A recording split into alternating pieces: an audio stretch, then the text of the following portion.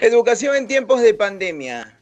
Hoy hablaremos con docentes y estudiantes de secundaria y universitarios acerca de lo que viene ocurriendo con la educación, las clases y la virtualidad, no solo en Perú, sino también en varios países de América Latina. Así que quédense al programa.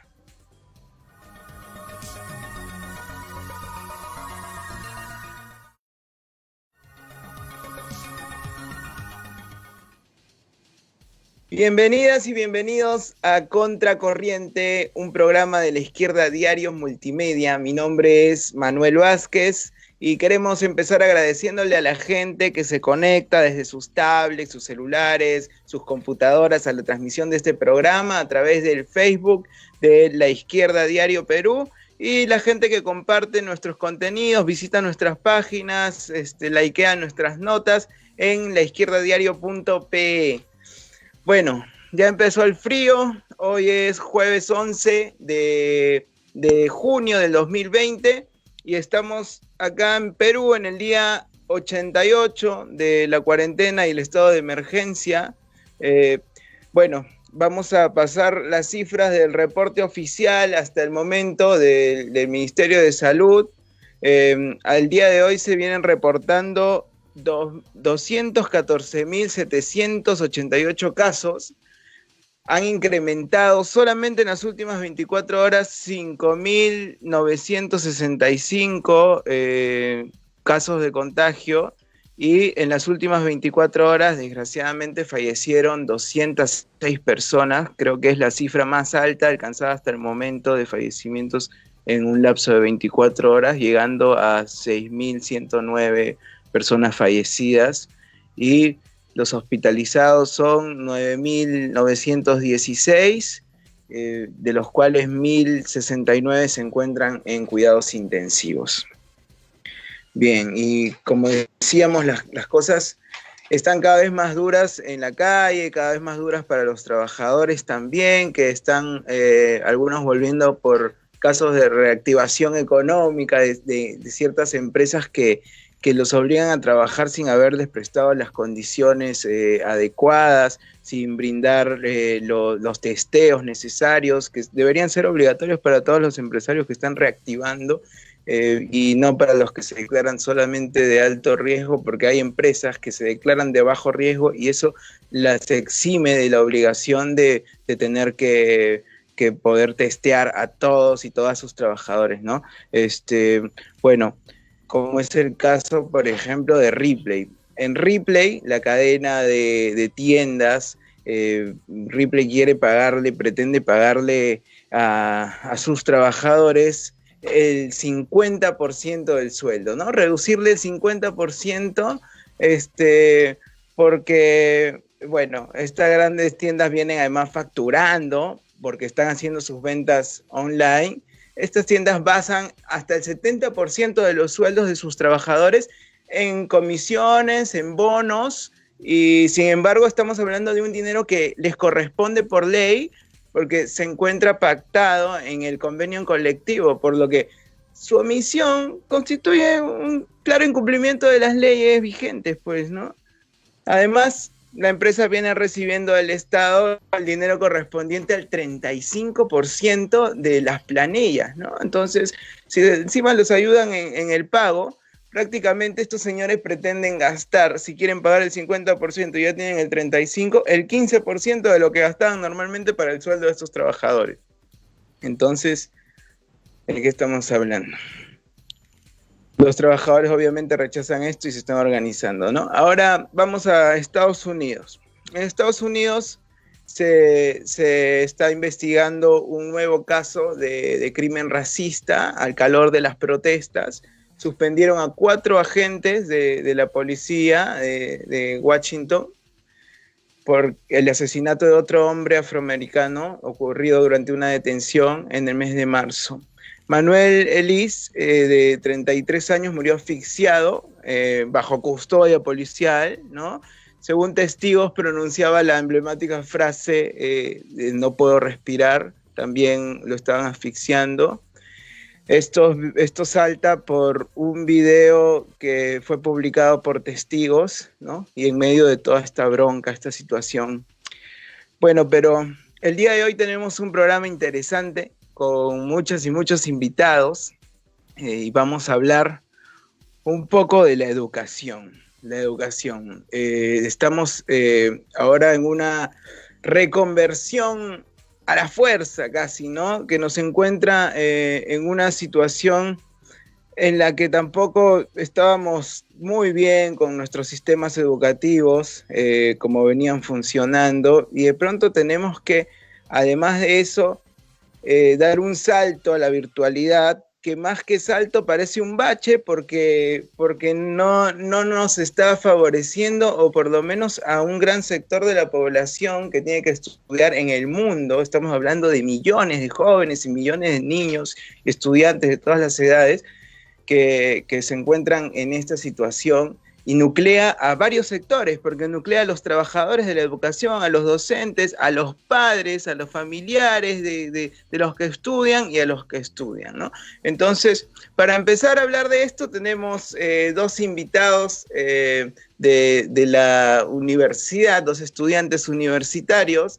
Ellos son Fernanda Quirós. Ella es presidenta de la Asociación Estudiantil de Filosofía de la Universidad de Costa Rica, de la UCR, y es militante de Organízate. ¿Cómo estás, Fernanda? ¿Nos puedes escuchar? A ver, tenemos a Fernanda acá en el teléfono. Un segundo que tengo que acercar el móvil por cuestiones técnicas.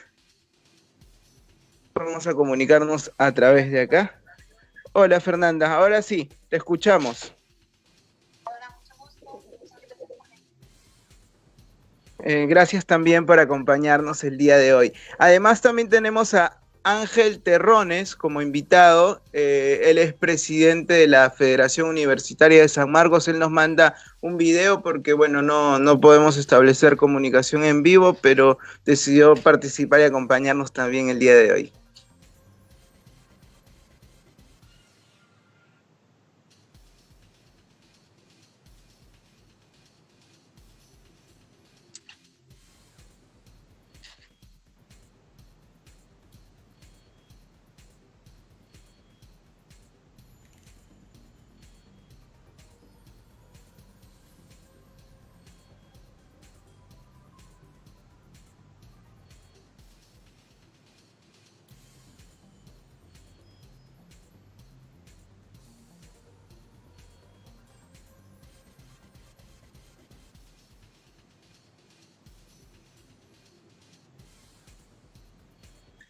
Bien, vamos a empezar un poquito a hablar.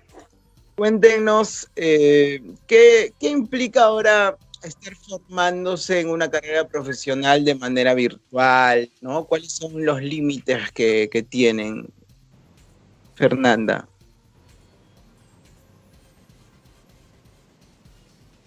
Bueno, en primer lugar, la virtualidad del semestre acá en Costa Rica, en la Universidad de Costa Rica más específicamente, se dio de una manera elitista, también excluyente, tomada por parte de la universidad. Decimos que es elitista porque la idea de que todos y todas las estudiantes contamos con las condiciones óptimas para llevar los cursos virtuales es falsa. Y también antidemocrática porque la decisión tomada por las autoridades universitarias sin haber consultado a la comunidad estudiantil ni docentes se impuso nada más. Tampoco realizaron encuestas antes de tomar la decisión para saber si se contaban con las condiciones reales para poder virtualizar el semestre. Y una vez que hicieron las encuestas, ya el semestre se había virtualizado y los resultados de las encuestas no han sido divulgados. De hecho, las encuestas no tenían mucho sentido porque quienes no tenían acceso a Internet no iban a poder llenar las encuestas. Claro. Lo que ha llegado a implicar educarnos virtualmente es que nos enfrentamos a una serie de limitaciones para las que la universidad no está dando una respuesta satisfactoria. Por ejemplo, se nos ha reducido la calidad de los cursos. Hay más de 6.000 estudiantes que tuvieron que renunciar a más de 8.000 cupos. Y bueno, Vicerrectoría de Docencia tomó la decisión de virtualizar el semestre pero no tomó en cuenta las limitaciones que las y los estudiantes podríamos tener. Tampoco brindó la capacitación y las herramientas necesarias al sector docente para que pudieran virtualizar sus cursos. Y más bien lo que ha pasado es que se ha aumentado la jornada laboral y una exigencia al rendimiento laboral para el sector docente, afectando en su mayor medida al sector interino. Por parte del estudiantado tenemos varias limitaciones, algunas de ellas son tecnológicas, porque no todo el estudiantado cuenta con una computadora, con internet fijo. Incluso muchos y muchas estudiantes que sí cuentan con computadora e internet fijo, nos afirman que se les dificulta estudiar por no tener una conexión estable por su lugar de residencia. Y esto último, de hecho, se agravó más con la decisión de la universidad de expulsar a las y los estudiantes de residencias estudiantiles. Luego, también tenemos limitaciones pedagógicas porque no todos los cursos pueden funcionar bien de manera virtual. Hay carreras completas que requieren la presencialidad y también que no todas las personas pueden realizar su proceso de enseñanza-aprendizaje con una modalidad virtual.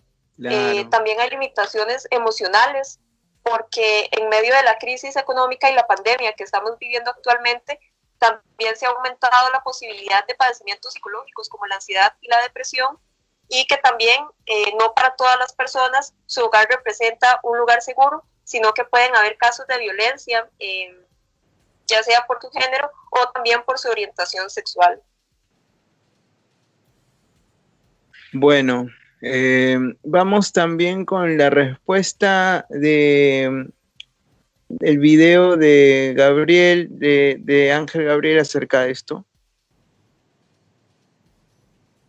En torno a qué es lo que implica estar formándose profesionalmente en la modalidad, bajo modalidades virtuales. Bueno, esta primera pregunta, para responder esta primera pregunta, justamente es necesario considerar una serie de situaciones, ¿no? El Perú, la educación en el Perú eh, tiene un carácter y ha tenido un carácter principalmente presencial, ¿no? No ha habido en muchas universidades, en los diferentes niveles de la educación, una política como de gobierno, de Estado, ¿no? Como tal para impulsar de verdad la educación virtual.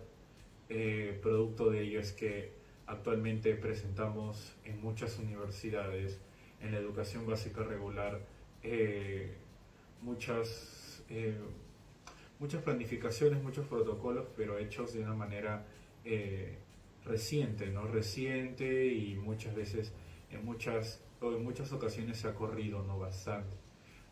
Señalo esto porque en el caso de la Universidad de San Marcos, lo que hemos podido evidenciar es de que la educación virtual se ha tenido que, para implementar la educación virtual, se ha tenido que recién comenzar a analizar muchas situaciones que implicaba ello, ¿no? Por ejemplo, el uso, qué plataforma se va a usar, cuántos estudiantes están capacitados para usar esta plataforma, cuántos estudiantes cuentan con las herramientas adecuadas para usar estas plataformas, etcétera, de situaciones, y principalmente y es justamente el centro de lo académico en este contexto, es las metodologías que se estarían usando, ¿no? Para poder llevar a cabo la educación bajo modalidades virtuales, porque no es lo mismo asistir a una clase presencial, ver al profesor que está en pizarra o leyendo o explicando algunas diapositivas, algunas PPTs en clase, en el aula, que hacerlo de manera virtual, ¿no? De manera virtual, la educación virtual no solo se ciñe a mostrarnos PPTs o leer, ¿no? Algunos PPTs o mandarnos a leer algunas lecturas. Implica justamente un cúmulo de procesos y metodologías que permitan interactuar y acercar al estudiante bajo las herramientas tecnológicas al aprendizaje, al conocimiento, ¿no? Entonces, en el caso de nuestro país y y sobre todo en las universidades, había sí un avance, un pequeño inicio del uso de plataformas virtuales, pero no era una política como tal, ¿no? No había una política diseñada y planificada a grandes rasgos. Entonces esto ha hecho que muchas universidades tengan que...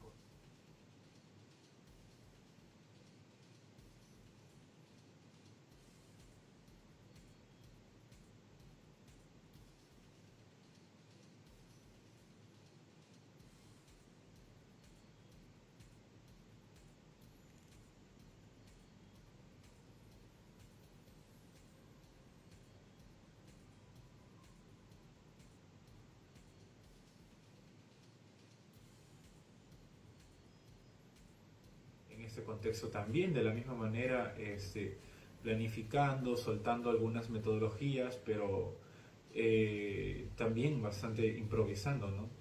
Eh, y bueno, eso podemos observar, ¿no? Todo esto, toda esta serie de cosas, las metodologías, las herramientas tecnológicas y las condiciones que el estudiante y el docente también se encuentre, justamente se tienen que tomar a consideración para poder Sigue el video. nosotros analizar la educación bajo las modalidades virtuales, ¿no?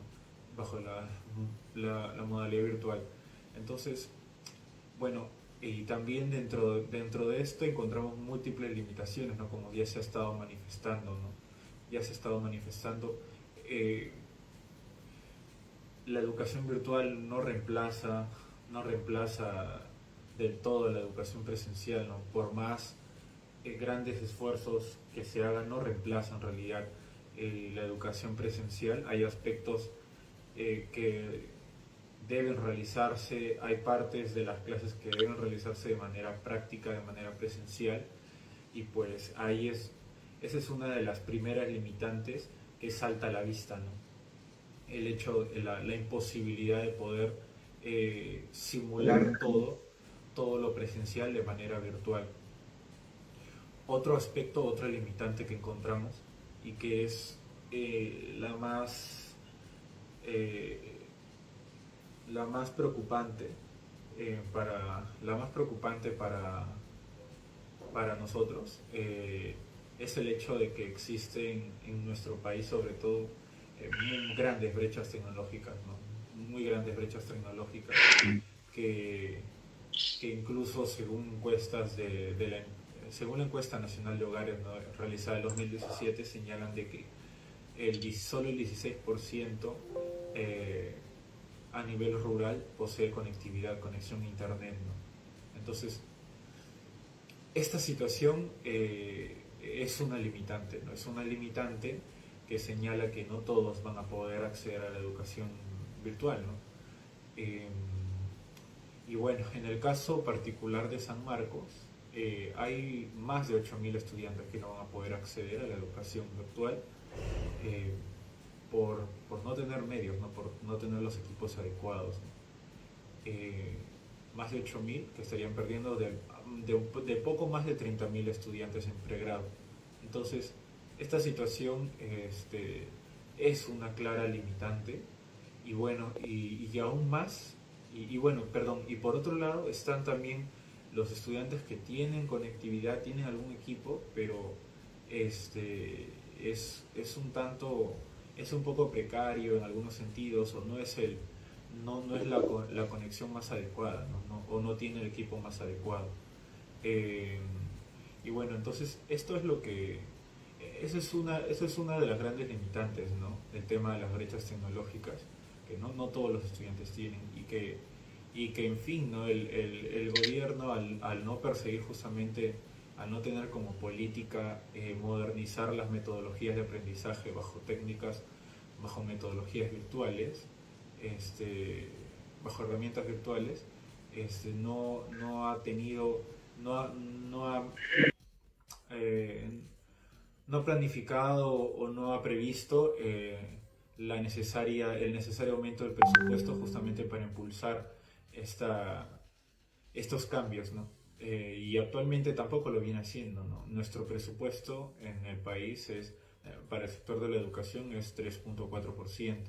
y esto no cubre ni siquiera las funciones básicas de la educación en todos sus niveles de manera presencial. Y ahora vamos de manera virtual, es aún más preocupante, ¿no? Si se tuviera como política justamente modernizar la educación, desarrollar las herramientas tecnológicas, ¿no? Impulsar las pedagogías específicas para este contexto, también justamente se tuviera en cuenta el necesario presupuesto para llevar a cabo esta política, ¿no? Sin embargo, no la hay, no existe, ¿no? Recién ahora que es necesario, que no hay otra forma ahorita por cómo estudiar, recién nos damos cuenta de que existe una gran brecha tecnológica, que no todos tienen acceso al internet, etcétera de cosas, ¿no? Entonces, lo correspondiente es justamente que el Estado pueda designar este presupuesto. Sin embargo, no lo ha hecho hasta la fecha y ahora actualmente estamos con grandes limitantes. Otra de ellas, y para ya finalizar esta primera parte, es el hecho de que esta crisis sanitaria ha puesto en manifiesto una serie de crisis en los diferentes niveles de nuestra sociedad, ¿no? Una crisis económica que se avecina o que, mejor dicho, la estamos viviendo ya desde hace mucho tiempo, ¿no? Una crisis económica estructural en la cual no salimos desde hace décadas, ¿no? En la cual existen muchas desigualdades, ¿no? Esta crisis, por más de que nuestro presidente diga al mediodía, ¿no? que esta pandemia, este virus está afectando a todos por igual, no es cierto, ¿no? Hay una masa más desposeída, ¿no? Que la verdad que no está teniendo ni siquiera para comer, ¿no? Y lo señalo porque hay estudiantes justamente que se encuentran dentro de ese sector, ¿no? De la población que ya no tiene que comer y que incluso a la justa sobrevivir algunas donaciones, ¿no? que les hagan.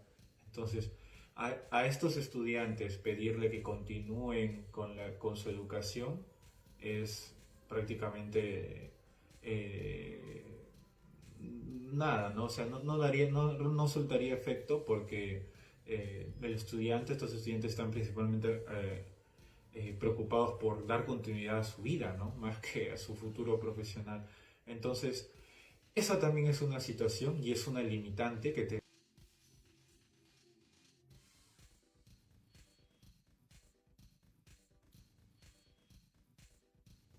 Y Fernanda, con la situación que vemos de desigualdad social, ¿no? Y con una educación cada vez más mercantilizada, en América Latina vemos que el acceso a los estudios superiores muchas veces llega a ser un lujo para millones de jóvenes, ¿no? Y que el 42% de los que estudian en universidades terminan desertando.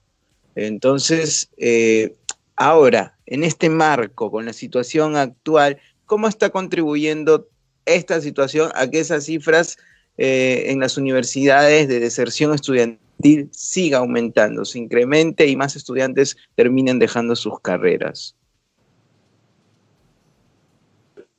Ok, bueno, acá antes de la pandemia la universidad había estado teniendo un giro muy elitista. La educación había estado planteándose como en términos de un privilegio, un lujo, y para hijos e hijas de familias de clase trabajadora era difícil ingresar a la universidad y una vez que ingresaban también era difícil mantenerse dentro. Claro. La universidad lo que había estado haciendo era idealizando un estudiantado que solamente estudia, pero la realidad es que el 42% de estudiantes de universidades públicas también trabajan y muchas veces sus carreras no contemplan cursos con horarios que les sirvan, por ejemplo, horarios de noche. Otro motivo que impulsa la exclusión de los estudiantes son los recortes que se han venido haciendo a los montos de las becas o incluso quitarle del todo la beca. Bueno, esta situación lo que hacía era impedirles continuar con sus estudios. Entonces, la pandemia lo que viene es agravar todos estos motivos de exclusión de los estudiantes en la universidad.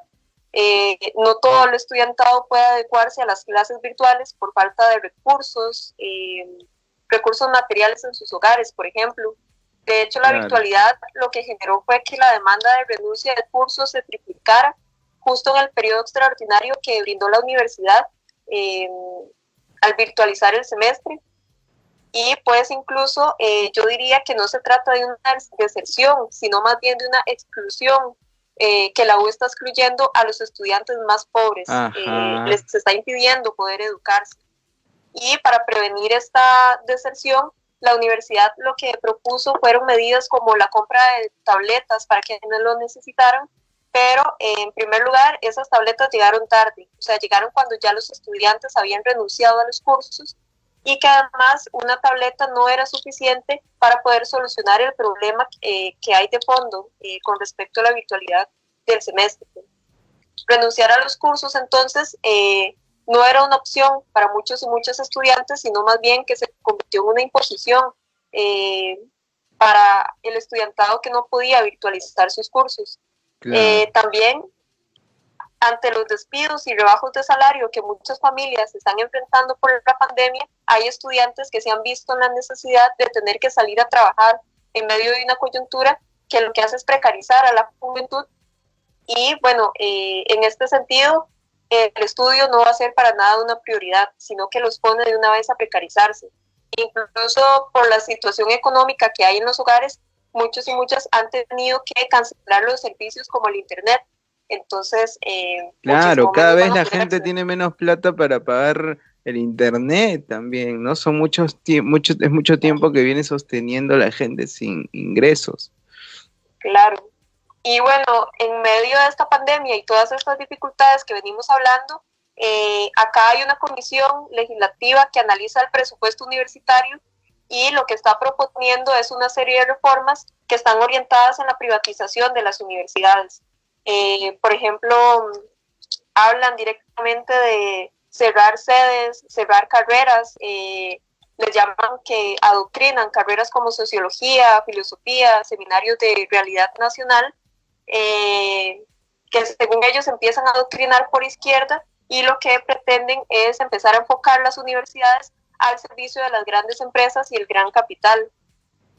Claro, es la mercantilización más devastadora con las carreras, ¿no? Bueno, en tu universidad, Lorena, ¿qué se viene? Fernanda, perdón, me confundí. Fernanda, en tu universidad, ¿cómo se viene tomando esto? ¿Qué medidas de lucha vienen habiendo por parte de los estudiantes o se organizan? ¿Qué hacen respecto a esto? Bueno, las medidas que ha estado proponiendo la administración de la universidad, que son insuficientes, como dar computadoras, dar tabletas a las personas que lo requieran, han tenido el apoyo de la Federación de Estudiantes y de algunas representaciones estudiantiles, que nada más se adaptan a ver qué es lo que dice la administración y reproducirlo. De hecho, aquí la Federación de Estudiantes está en manos del Frente Amplio, que es acá el reformismo. Y bueno, en este sentido, en el que las representaciones estudiantiles solamente tienen un papel burocrático y administrativo, desde la presidencia de la Asociación de Estudiantes de Filosofía, junto con Organizate, llevamos adelante una campaña exigiendo la suspensión del semestre, a la vez que se garantizaban las becas, los salarios, especialmente al sector interino y tercerizado de la universidad, y también que no haya ningún despido. La idea de suspender el semestre en términos académicos era para poder poner la universidad en función de mitigar la crisis, a partir de la creación de comités de crisis que sean integrados por estudiantes, docentes y administrativos, justamente para que seamos nosotros y nosotras quienes decidamos el rumbo de la universidad y cómo disponer los recursos con los que cuenta la universidad durante la crisis para ponerlos en función de atender las necesidades de la población. Esta lucha que estuvimos dando no era una especie de oponerse a la virtualización por oponernos a la tecnología, porque más bien como revolucionarios y revolucionarias, lo que tenemos que hacer es aprovechar todos los medios tecnológicos para poder luchar. En ese sentido nos oponíamos a la virtualización, nos oponemos a la virtualización porque es importante romper con las medidas antidemocráticas, elitistas y excluyentes que nos impone la administración. Claro. En ese sentido, empezar a tener asambleas, empezar a tener reuniones por facultad, permitiría que seamos nosotros y nosotras quienes tomemos las decisiones políticas de la universidad, aprovechando todos los espacios virtuales con los que contamos para empezar a organizarnos, estudiantes junto con trabajadores. Exactamente. Justamente porque no podemos esperar a que pase la crisis para organizarnos, porque ya estamos viendo los ataques. Entonces, tenemos que empezar a organizarnos ya, para que no seamos nosotros y nosotras quienes paguemos las consecuencias de esta crisis y esta pandemia. Con esta campaña también empezamos a discutir dentro de la universidad cuál debería ser el modelo de universidad que queremos y cuál es el papel que deben cumplir las asociaciones y los representantes estudiantiles. Que en nuestro caso le apostábamos a una universidad que esté en función de nuestras necesidades como estudiantes, como mujeres, juventud y clase trabajadora, una tarea para la cual las asociaciones de estudiantes y todos los órganos federativos deberían poner sus recursos en función de esta problemática y empezar a tener una independencia política de rectoría y también del gobierno. Ahora con lo que está planteando la comisión que analiza el presupuesto universitario, también es muy importante que empecemos a organizarnos para luchar contra los ataques que le están haciendo a la universidad, tanto desde el gobierno y sus diputados, como con las reformas que vendrían a privatizar la universidad, como las medidas elitistas que están tomando dentro de la universidad. Claro, bien. Sí, es importante también que los estudiantes puedan autoorganizarse, ¿no? Bueno, justo la pregunta que quería hacerles va respecto a esto también, ¿no? En ¿qué piensan que se puede hacer para reconvertir el sistema universitario actual, digamos, de manera que la universidad motive realmente el avance de la sociedad, que pueda popularizar el acceso a los conocimientos profesionales, que se supone que para eso existe, ¿no? Vamos con un video de Ángel Terrones acerca de esto, y luego volvemos con Fernanda.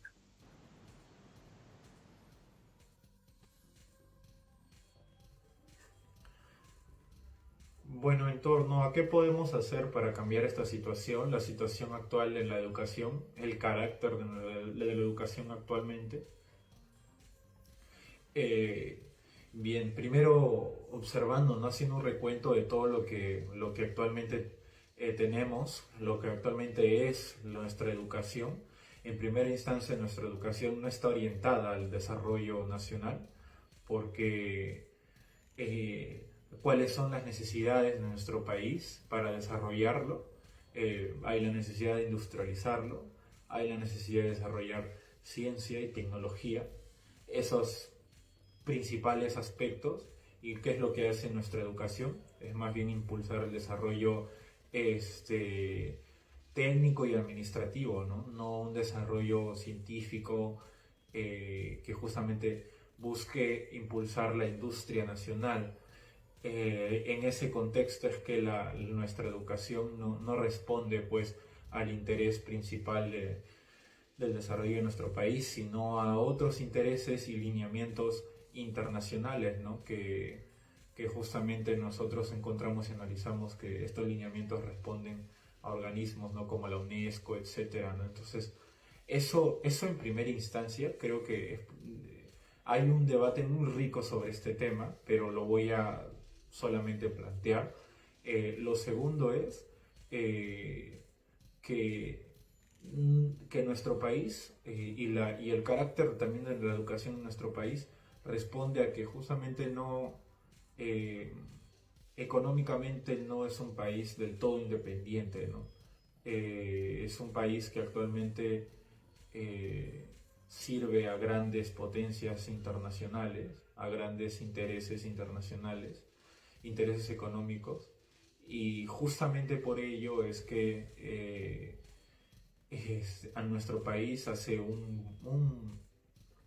ya un buen tiempo se le da la tarea, ¿no? La tarea de poder justamente impulsar la extracción, ser un país fuente de recursos primarios, ¿no? De materia prima, ¿no?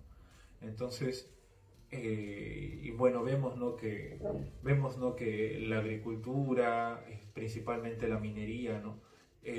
Lo que se hace no es procesarlo, procesar, industrializarlo y producir tecnología con ello, sino exportarlo de frente, ¿no?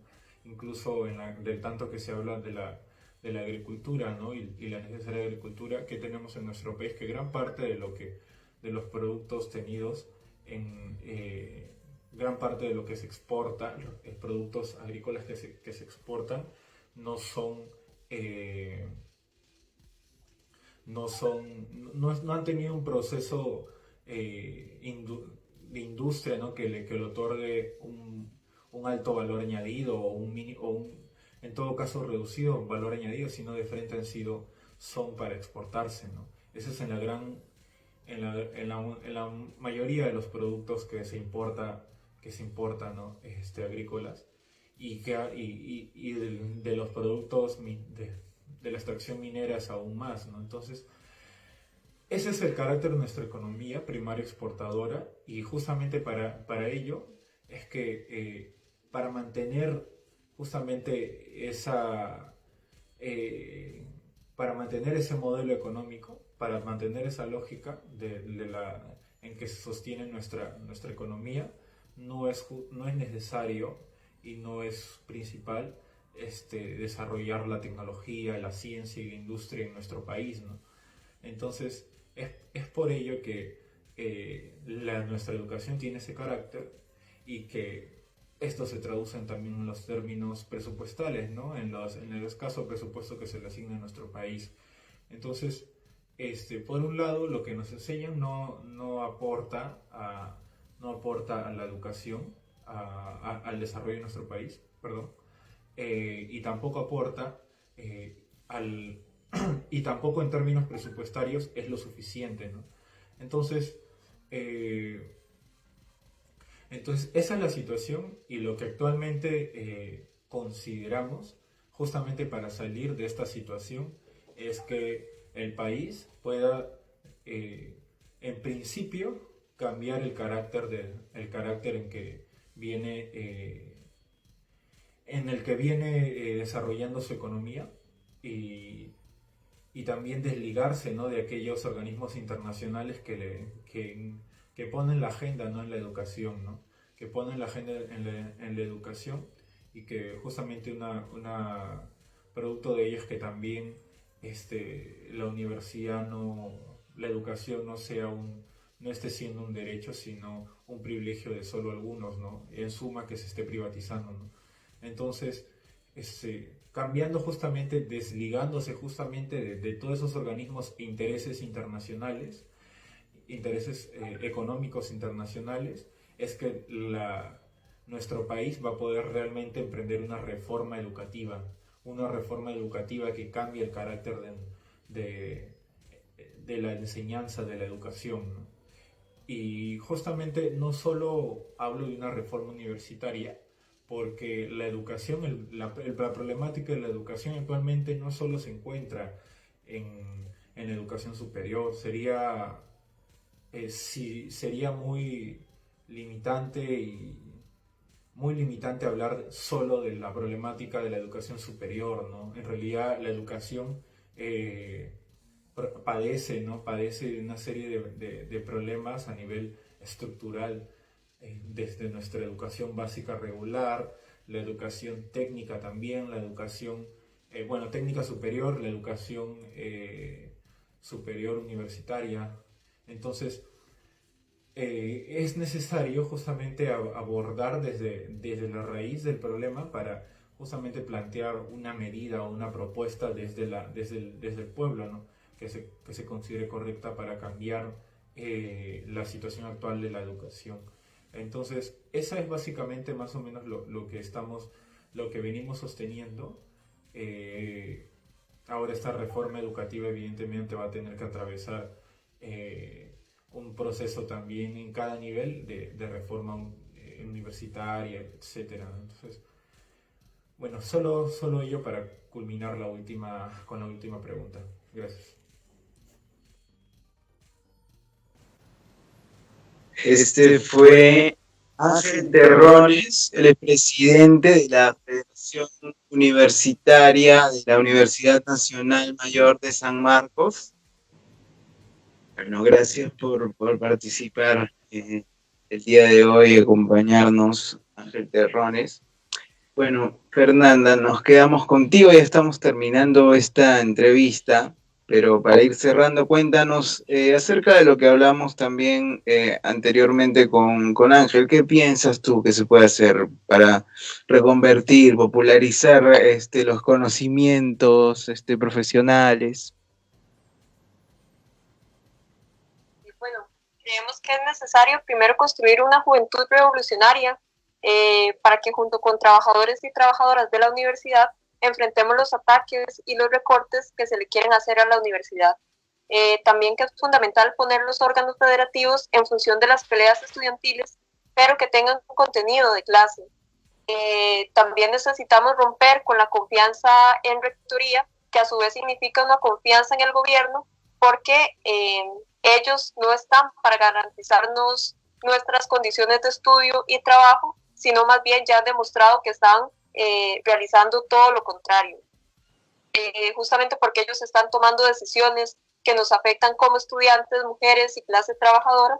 Por eso proponemos la independencia política de una juventud revolucionaria y la creación de comités de crisis por facultad, integrados por estudiantes y trabajadores, para empezar a discutir de manera democrática cuál debería ser el rumbo político de la universidad. En ese sentido, apostamos a poner todos los recursos materiales con que cuenta la universidad al servicio de las comunidades para mitigar la pandemia. También necesitamos una universidad que responda a las necesidades y los intereses que tenemos como juventud, como mujeres. Perdón, no se escucha.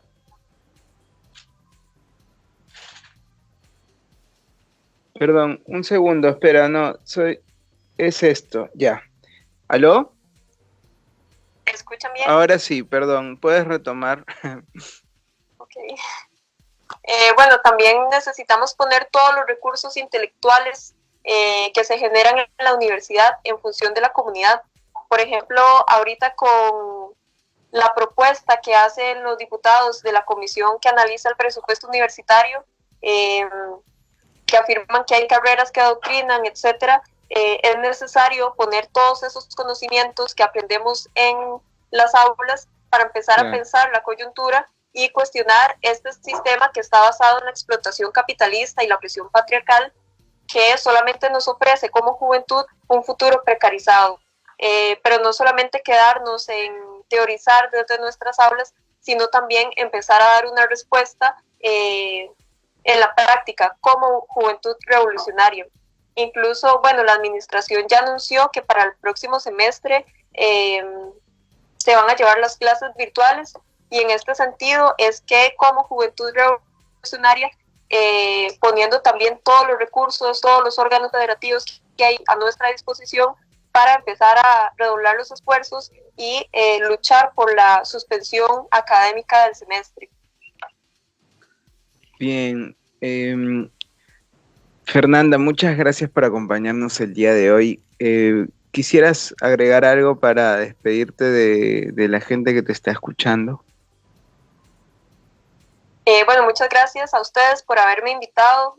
Yo creo que estemos acá presentes en este programa, varias representaciones de varios países, lo que demuestra es que tenemos un enemigo en común y que tenemos que empezar a organizarnos como juventud, que estamos viendo que están precarizando en toda América Latina, y en ese sentido hay que empezar a dar una respuesta por izquierda. Entonces está buenísimo el esfuerzo. Gracias. Muchas gracias, Fernanda. Bueno, ella fue Fernanda Quiroz, ella es presidenta de la Asociación de Estudiantes de Filosofía de la Universidad de Costa Rica y militante de Organízate. Gracias por acompañarnos el día de hoy. Bien, vamos a continuar con las entrevistas y tenemos para esta parte, para lo que continúa, una entrevista con docentes de la ciudad de Mendoza y de la ciudad de Buenos Aires en Argentina. Pero antes de pasar a los docentes, vamos con un videíto de La Izquierda Diario. La Izquierda Diario es un medio independiente, autogestivo, que se gestiona con fuerza del periodismo militante, ¿no? Pueden contribuir con este medio quienes quieran, pueden ser colaboradores también, pueden contribuir económicamente para sostenerse en estos tiempos y para que esto pueda seguir llegando de manera gratuita a todas partes y podamos crecer como medio. Estamos ahora ya en 15 países, contando a Perú, y en 8 idiomas distintos, y bueno, cada vez seremos más, esperamos. Pero antes de eso, bueno, ya saben que pueden apropiarse de nuestro contenido, pueden compartirlo, pasarlo en sus programas, en sus medios, en sus podcasts o lo que ustedes hagan y pasárselo a la gente también. Vamos con el videíto y continuamos con el segundo bloque. La Izquierda Diario Multimedia. Diario, radio y TV en todas las redes.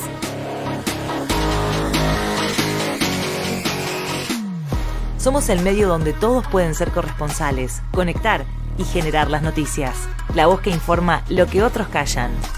Todos los días, noticieros en vivo, información internacional actualizada, conectados por nuestra red de diarios desde Estados Unidos, Europa y Latinoamérica.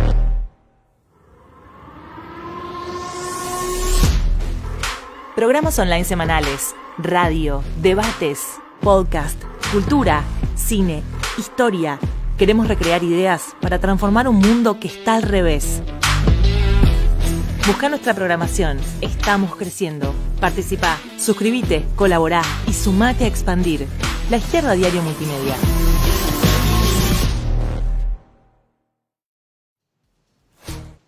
Volvimos. Bien. Ahora vamos a hablar desde la perspectiva de los docentes, ¿no? ¿Qué está pasando con la educación y el trabajo? Porque este es el trabajo además de muchas personas que se desempeñan en la docencia, en las escuelas públicas, escuelas privadas también, y hoy tienen que llevar el trabajo a su casa, ¿no? Además de seguir transmitiendo el conocimiento a sus estudiantes, tienen que hacerlo desde casa, lidiar y convivir con la vida familiar y doméstica mientras realizan su trabajo. Y bueno, vamos a ver cómo va la cosa para los docentes, y para eso tenemos a dos invitados. Ella es Virginia Pescarmona. Ella es docente de Mendoza, de la agrupación 9 de abril y militante del Partido de los Trabajadores Socialistas en Argentina. Virginia, ¿nos puedes escuchar bien? ¿Cómo estás? Hola, buenas noches, ¿cómo están? Bien, bien. Acá estamos se escucha bien, perfecto. Virginia. Gracias por acompañarnos el día de hoy. Y también está con nosotros Federico Puy. Él es docente de la ciudad de Buenos Aires, de la agrupación 9 de abril también, y militante del Partido de los Trabajadores Socialistas. Federico, ¿nos escuchas? Sí, buenas noches, compas, ¿cómo va? ¿Qué tal? Buenas noches, Fede. Bueno, cuéntenos un poco cómo es la línea estando ya en Argentina. O sea, estamos en un programa que se transmite por internet, puede llegar a todos los países, pero estamos en Lima, y para que se conozca un poco la gente, para que se enteren cómo se encontraban ustedes ya desempeñando su trabajo, ¿no? En qué condiciones se desarrollaban los docentes allá, en qué condiciones desarrollan sus clases desde antes, y cómo les toca esto ahora, ¿no? Cuéntenos. Vamos primero con Virginia. Dale. Bueno, para empezar algunas cositas, yo planteo algunas y bueno, ahí con Fede podemos ir dialogando. Compartimos agrupación, partido y muchos años de militancia, así que estamos contentos también de compartir este diálogo en la virtualidad. Creo que en la introducción vos dijiste algo fundamental, ¿no? Que es que de un día para el otro, con esto de la pandemia, el 80% de la población infantil de todo el mundo, estos serían casi unos 1.400 millones de estudiantes, tuvieron que dejar la presencialidad y pasar a esta virtualidad. Nosotros, por ejemplo, bueno, acá decimos que no es una educación virtual, es una educación de emergencia. Y esto tiene que ver con que no es que esté mal la virtualidad, ¿no? Porque a veces se contrapone y esa no es la discusión, claro, sino que a partir de esta nueva emergencia justamente emergieron algunas cuestiones nuevas, quizás no nuevas, pero que no se veían. Una de las primeras discusiones que escribimos bastante en La Izquierda Diario con Fede es esta cuestión de que quedó expuesta, de que la escuela tiene una función de cuidado de niños y millones de niños mientras sus padres trabajan. Y la primera crisis que plantearon los gobiernos es decir, bueno, ¿y ahora quién cuida a los niños? O ahora qué pasa con aquellas familias que van a tener que cuidar a sus niños, pues ya no los cuidan en la escuela. Entonces, bueno, ¿quién cuida a los niños? ¿Qué pasa con las licencias de los trabajadores que tienen que cuidar a esos niños? ¿Y quién cuida a los que cuidaban, no? ¿Quién cuida a la primera línea de los trabajadores de la salud? ¿Quién cuida a las trabajadoras de la educación que, como vos decís, siguen trabajando muchas horas en su casa y además se ocupan de sus propios hijos, hijas e hijes? Entonces esta función de cuidado quedó muy expuesta y que recae principalmente sobre las mujeres, claramente, ¿no? Entonces es un gran desgaste y un gran estrés, por un lado, y a la vez queda claro que para los estados era un gasto mínimo y cada vez más mínimo, y frente a los ajustes cada vez más mínimo, y para los empresarios un gran ahorro de aquellas tareas de cuidado de las cuales que no se hacen cargo. Eso es un aspecto. Ahora, después, incluso una ganancia también para los empresarios de los servicios de internet y telecomunicaciones, ¿no? Bueno, ahora vamos a ir a eso, pero eso, por eso es un aspecto, son varias cosas que se abrieron debates alrededor de esta nueva situación, de esta emergencia. Por otro lado, bueno, en Argentina el tema de que la educación está en crisis es un cliché. O sea, vos lees lo que se escribía en los 80 y la educación estaba en crisis. Lees lo que se escribía en los 90 y la educación estaba en crisis. Lees lo que se escribía en los 2000, la educación estaba en crisis. Y ahora que hay pandemia, la educación está en crisis. Bueno, nosotros decimos que sí, que evidentemente hay una crisis de la educación pública, no solo en Argentina, sino en el conjunto de Latinoamérica, y que está íntimamente ligado a lo que nosotros llamamos los regímenes de la deuda externa, ¿no? Digo, cada vez que aprieta el FMI y los organismos internacionales, bueno, la educación es una variable de ajuste muy importante que pegó un salto, digamos, en esa crisis en los 90 en particular, con leyes que descentralizaron todo el sistema, es decir, que acá son 24 provincias, cada estado provincial se tiene que hacer cargo con lo que tiene de la educación, que avanzó en la flexibilización del trabajo laboral de los docentes, que obviamente tiene una consecuencia en la pobreza de las familias de nuestras escuelas públicas, que se profundizó, nosotros hicimos una dualización del sistema, ¿no? Entre lo público y lo privado, son como si fueran dos vías educativas que tienen que ver, obviamente, con las diferencias sociales. Entonces, bueno, ¿no? La salud, la educación pública fueron grandes víctimas de estos ajustes de los regímenes de la deuda externa, y entonces la deserción, los problemas de acceso, la pobreza no solo de las familias que asisten a la educación pública, sino de los trabajadores de la educación que la llevamos adelante, son cada vez más profundas. Bueno, estas condiciones en que llegamos a la pandemia, nosotros decimos la pandemia las profundizó, no las inventó. Y lo que estamos viviendo en estos meses es verdaderamente una tragedia, digamos, en muchos casos, que nos tiene ahí poniendo el cuerpo para ver cómo la seguimos llevando adelante, pues si hay algo que no podemos negar es que los trabajadores de la educación le ponen el cuerpo para que la educación funcione. Pero bueno, ahí Fede también podría contar en primera persona también. ¿Qué tienes para agregar? Sí, eso que cuenta Virginia, nosotros que somos, los dos somos maestros de primaria, desde chicos más chicos, se nota muchísimo porque, aparte en Argentina venimos de 4 años de un gobierno muy ajustador, como fue el de Mauricio Macri, con intromisión del Fondo Monetario, todo lo que contaba Vir, el problema de la deuda, y el problema que la pandemia agudizó un nivel de pobreza estructural muy, muy, muy grande, que hoy la escuela, además del carácter de cuidado que decía Vir, empezó a tener un nivel de carácter de contención social gigante. O sea, vemos a nuestros alumnos con sus madres llorando por un bolsón de comida, por una bolsa de alimentos, que es lo que está repartiendo la escuela, que es completamente insuficiente, que no alcanza, que no es de calidad, que no tiene los nutrientes necesarios, y porque sus familias ya están desempleadas, ingresaron a la pandemia con trabajos precarios y luego terminaron sin empleos. La mayoría que hacen changas, trabajos más cortos, se quedaron sin poder laburar, o sea, hay familias enteras peleando por un plato de comida.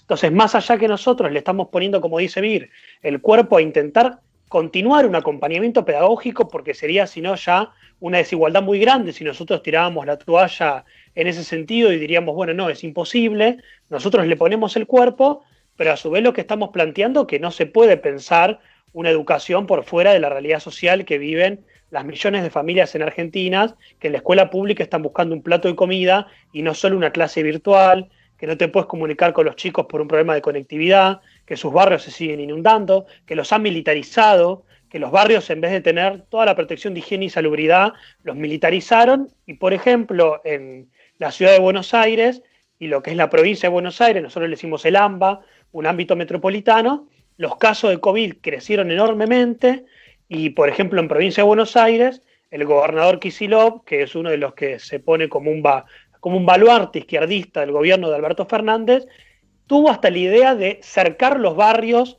de nuestras familias, de los estudiantes, para que ellos no salgan y no contagien al resto. O sea, la situación es verdaderamente crítica y nosotros estamos dando una pelea no solo en el sentido de convertir la virtualidad en algo que sea más significativo, por ejemplo, discutir con las familias los despidos, hacer colectas solidarias, organizarnos desde abajo, grupos de WhatsApp y de Telegram con todas las familias para ver cómo están, ver que los chicos secundarios no mueran pedaleando en Rappi para conseguir un plato de comida en sus casas. O sea, la situación realmente es muy complicada para nosotros.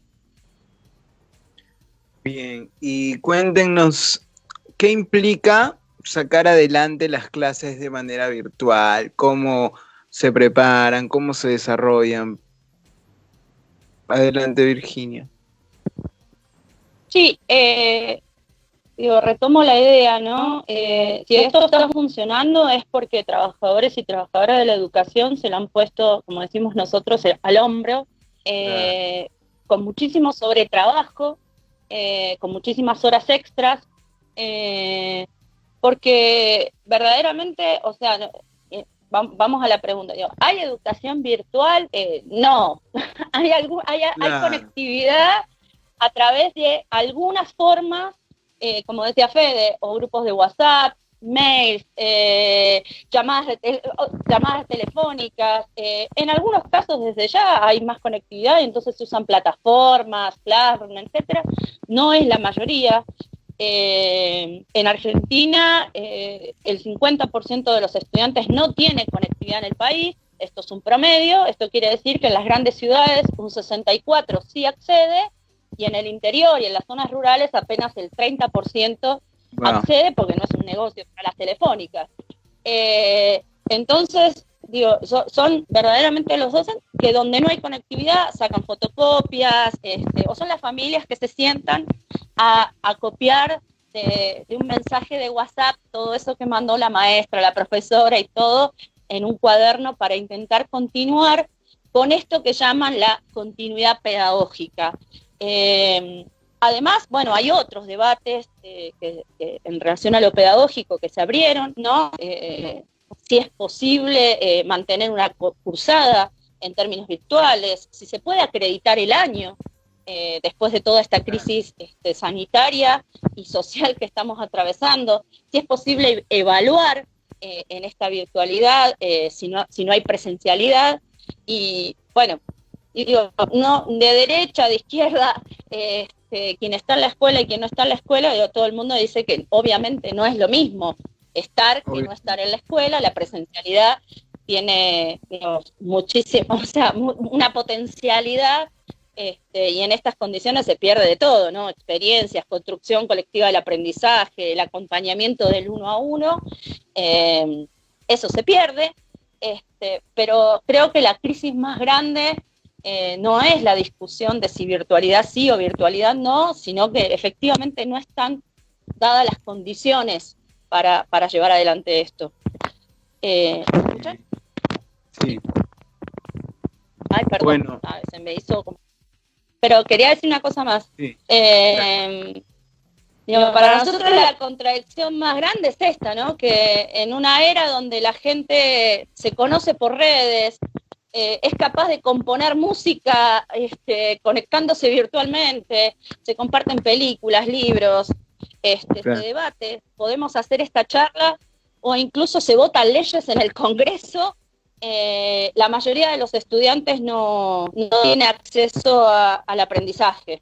Y esto es realmente es el debate que hay que dar. O sea, se ha debatido incluso en el Congreso de la Nación, ¿no? Si la virtualidad es un derecho o no, y no se ha discutido cómo garantizar las condiciones para poder hacerlo. Se reformó incluso una ley de educación a espaldas de toda la docencia de la Argentina, se transformó un artículo de la Ley de Educación Nacional diciendo que estábamos en una situación de excepcionalidad, y excepcionalidad puede llegar a significar de todo según el momento en que necesiten usarlo, pero nosotros queremos ser parte del balance de lo que está pasando, queremos discutir qué educación queremos y necesitamos. Son los docentes los que se están esforzando por llegar a sus estudiantes, son los estudiantes los que se están esforzando con sus familias y son las que están quedando afuera de discutir todas estas cosas que salen muchas veces en los diarios, en la televisión.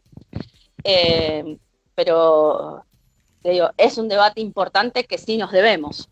No sé qué pensás. Claro. También. Federico, algo que agregar con respecto a esto.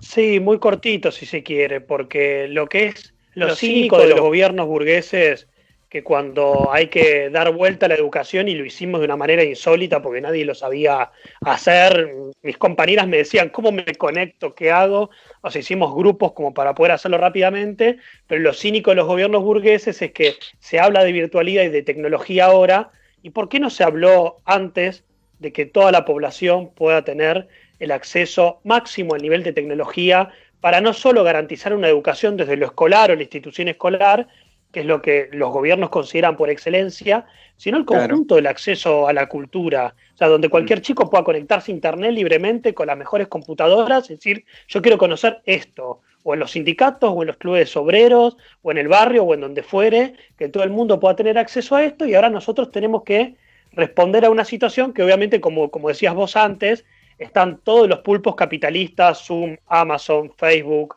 intentando rapiñar para el post-pandemia, hacer grandes negociados con la educación. Claro. Nosotros, en cambio, vamos a bancar, como decimos en Argentina, decimos vamos a bancar los trapos, o sea, vamos a bancar la educación así, con todas las fuerzas que podamos, pero vamos a pelear porque la salida de pandemia no sea más tecnocrática o una gran educación de plataforma, sino que sea una educación realmente con aprendizajes significativos.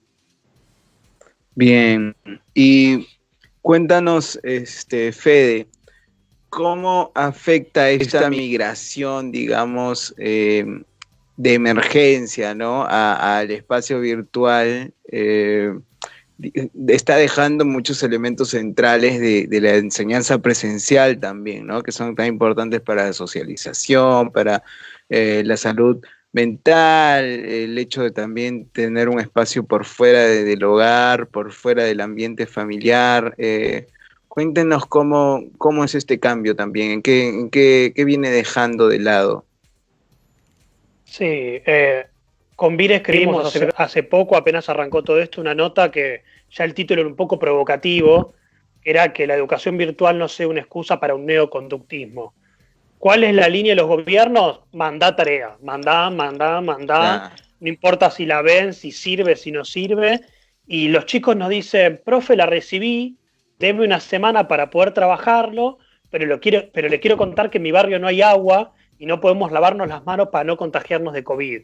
Cuando nosotros decimos que no sea una excusa para el neoconductismo, deja abierto lo que vos decías muy bien recién, que antes había un conductismo. O sea que hay un cuestionamiento a una enseñanza de clase, a una organización totalmente vertical de la institución escolar, a contenidos que no son en el sentido de cuestionar la sociedad de clases, las desigualdades sociales, las cosas que a uno le pueden ayudar realmente a construir una vida que merezca ser vivida y no bajar una línea de que somos todos iguales, somos todos ciudadanos y después nos convocan cada 4 años a votar y a elegir a alguien que nos represente. Entonces, eso cambió porque ahora con la virtualidad es mucho más difícil hacer esa socialización, hacer debates, hacer cuestionamientos, pero sin embargo nosotros lo estamos intentando hacer, incluso hasta yo me reía el otro día porque festejé un cumpleaños virtual de un nene que estaba muy solo en su casa, se sentía solo, se sentía sin sus amigos, no tenía con quién hablar, no sabía qué decir, no sabía qué hacer y tenía miedo que la pandemia mata a todo el mundo, ¿no? Porque claro, un chico más chico no termina de comprender todo. ¿Y por qué no hay una educación virtual totalmente científica que explique realmente qué es el COVID, qué es la pandemia, por qué vaciaron los sistemas de salud, por qué no hay una vacuna ahora, por qué los laboratorios se están metiendo? Bueno, en esta coyuntura, eso sería para nosotros un aprendizaje realmente significativo y no mandarle al pibe tarea de matemática hasta que muera, ¿no? Hasta que diga, basta, no me des más tarea, profe, por favor. Claro. Virginia, ¿algo que agregar en este punto? No, igual creo que Fede lo expresó, es una reflexión que venimos haciendo. Incluso estuvimos preguntando a especialistas como psicólogos, pediatras, etcétera, cuáles eran las consecuencias que ellos también veían en estos días de aislamiento y de pérdida de socialización, ¿no? De parte de los niños y las niñas y los jóvenes, sobre todo. Y algunas cosas que escuché también de la compañera de la universidad que decía, es cierto, ¿no? La escuela es un espacio donde pasan muchas cosas, no solo pasa la matemática, la lengua y las ciencias, pasa el espacio de encontrarse, de construir relaciones con los pares, de tomar confianza con otros adultos. El problema de la violencia doméstica y la violencia de género es un tema que en esta pandemia no está abordado por ningún gobierno y es terrible el crecimiento, porque a veces el hogar es el lugar más inseguro para estar. Todos sabemos que los niveles de violencia, abuso, etcétera, particularmente se dan en el hogar. Entonces, eso es algo que no se trata. Nosotros decimos que una preparación para una salida de la pandemia no solo tiene que implicar una enorme inversión para reconstruir las escuelas que no están preparadas para los protocolos. Nosotros tenemos 30 o 40 estudiantes en aulas donde entran 15, y esos niños, o sea, no van a entrar según los protocolos para la prevención del contagio y del COVID. En las escuelas no hay agua muchas veces, en las escuelas no hay espacios para todos, pero digo, ese es un aspecto, las escuelas no están preparadas, hace falta una inversión, pero además va a hacer falta, haría falta desde una lógica que pensara en los estudiantes y en las trabajadoras de la educación, en las maestras, conformar equipos interdisciplinarios que después reencuentren, ¿no?, las relaciones que en estos meses no se han dado, y no se han dado en forma presencial y tampoco se han dado en forma virtual, porque lo que dice Fede es verdad, o sea, si podemos hacer reuniones de 200 diputados y todos viéndose a la cara y garantizando que sea él quien está conectado y que vote lo que vote, imagínate lo que sería una asamblea de aula si todos los niños pudieran decir a las 10 de la mañana me conecto, a las 10 de la mañana está mi seño me dice lo que tengo que hacer, a las 11 de la mañana termina la clase, y para los niños sería genial y para la seño también.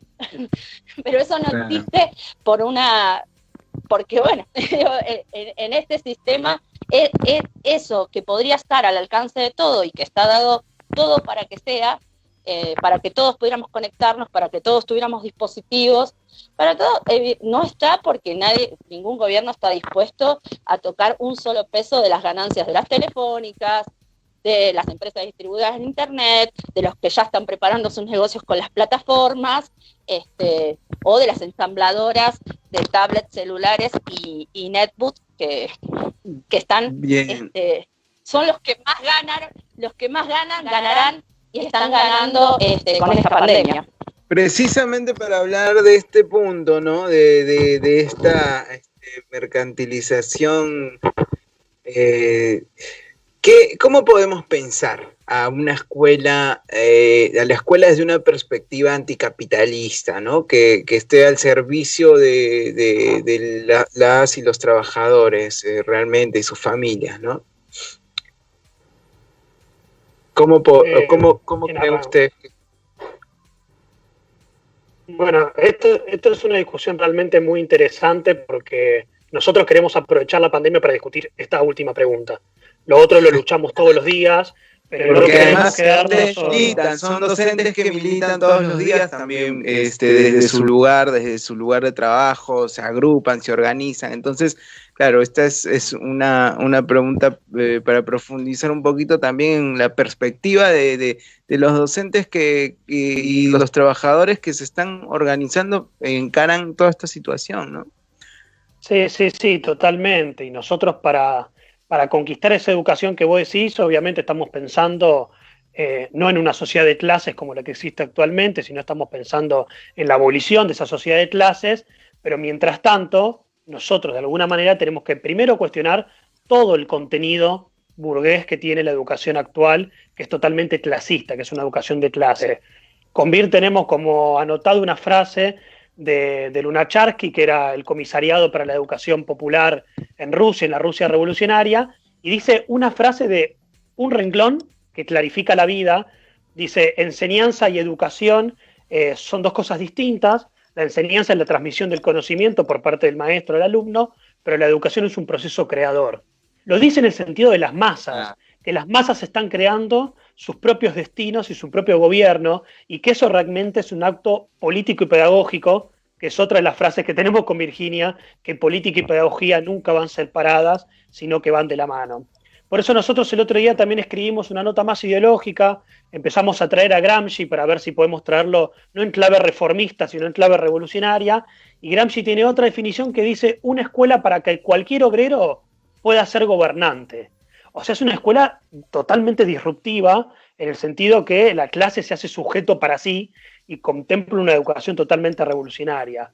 Creo que nosotros tenemos como dos puntos: primero, pelear contra esta educación clasista, sus contenidos, su verticalidad, su meritocracia, su mercantilismo, como vos bien decías. Ahí hay una pelea, y nosotros partimos en Argentina a defender la educación pública, pero no para dejarla tal cual como está, sino para transformarla.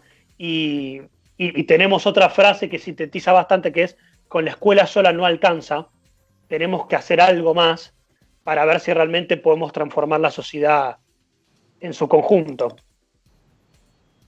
Bien. ¿Algo que agregar, Virginia? Ya tenemos que ir despidiéndonos en este bloque para...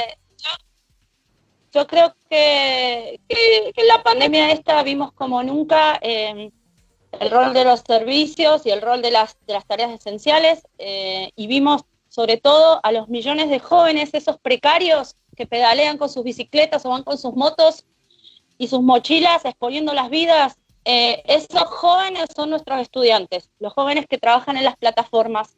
Y en esta situación, ¿no?, que que muchos las emparentan con la crisis del 29, dice que ya superó la del 2008 y todo.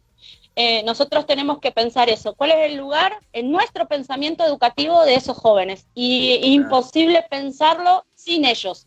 O sea, pensar la educación no es un problema de los maestros o de las maestras, los profesores, sino que tiene que estar justamente, como decía Feo, ligada a una pelea por otra sociedad, una sin explotación ni opresión. Somos revolucionarios y queremos desnudar el carácter de la educación, queremos construir un movimiento pedagógico ligado a la lucha de clases, queremos pensar y repensarnos como docentes, ¿no? Y otra frase que usamos, que pensé que le iba a decir Fede, es que nosotros verdaderamente para ser docentes tenemos que ser no solo docentes, y algo que vos dijiste, ¿no? Participar de la vida social, de la vida política, construir una organización que realmente se proponga transformar la educación. Nosotros decimos que hace falta otra sociedad para una nueva educación y otra educación para construir esa nueva sociedad que para nosotros es el socialismo, y que en eso estamos y militamos todos los días como docentes, pero también como trabajadores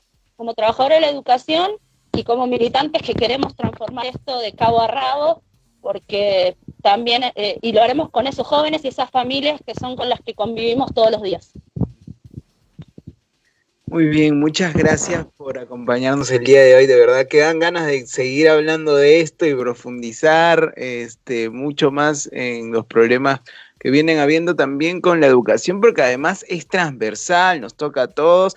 Estamos en también sosteniendo un estilo de educación que viene de siglos atrás, ¿no? Es algo, un sistema bastante antiguo que va a revolucionarse, querramos o no. Esto tiene que pasar y esperamos que ocurra de la manera más justa y favorecedora, pues, para la mayoría, ¿no? Muchas gracias por aceptar esta invitación, por acompañarnos. Seguramente tendremos alguna otra oportunidad de poder seguir profundizando sobre estos temas, así que bueno, nos despedimos de Federico y Virginia. Si tienen algo que agregar para despedirnos, es el momento. No, un gran saludo a todos los compañeros de La Izquierda Diario. Felicitaciones por la iniciativa y bueno, bienvenidos también a la red de multimedia. La Izquierda Diario es una gran alegría que esté Perú también. Muchas gracias, muchas gracias. Un saludo. Ellos fueron Virginia Pescarmoma, ella es docente de Mendoza, y Federico Puy, él es docente de la ciudad de Buenos Aires, ambos de la agrupación 9 de abril y militantes del Partido de los Trabajadores Socialistas en el Frente de Izquierda. Bien, vamos a continuar hablando de educación. Está muy interesante, hay tantos factores, tantas cosas y a tanta gente que toca esto, porque, como decíamos, es una cuestión transversal. Y ahora tenemos la llegada de estudiantes secundarios. Son 2 estudiantes, ellas son mujeres, 2 invitadas. Desde Chile tenemos a Emi Villalobos. Ella es estudiante de secundaria y referente de la agrupación Vencer del PTR en Chile. Hola Emi, ¿nos puedes escuchar bien? Hola Manu, sí, perfecto, te escucho súper bien. Gracias por aceptar esta invitación, por acompañarnos el día de hoy. Bien, y también tenemos a Lorena. Ella es estudiante del movimiento Secundaria Combativa y está con nosotros. Lorena, ¿nos puedes escuchar? Sí, hola. ¿Qué tal? ¿Cómo estás? Bueno, para empezar a hablar, cuéntenos ustedes qué opinan sobre las estrategias que viene implementando, bueno, los presidentes de sus países, ¿no? En este caso, Vizcarra y Piñera, para encarar la educación ahora en los tiempos del COVID. Vamos primero con Lorena. Nosotros sentimos mucha discriminación e inconsciencia por parte de Vizcarra, porque no todos tenemos internet, televisión o la señal de radio llega a donde vivimos. En ese tiempo de cuarentena, es donde más nos damos cuenta que estudiar es más un privilegio que un derecho.